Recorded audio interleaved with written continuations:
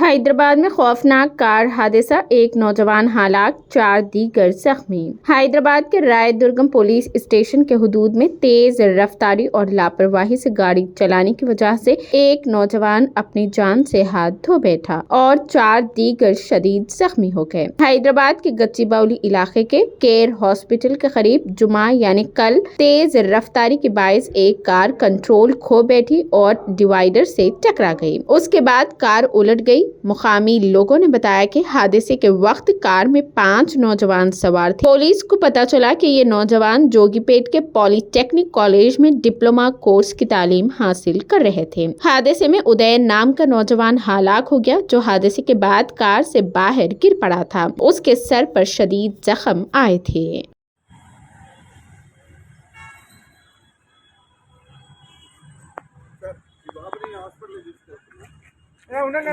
బాబు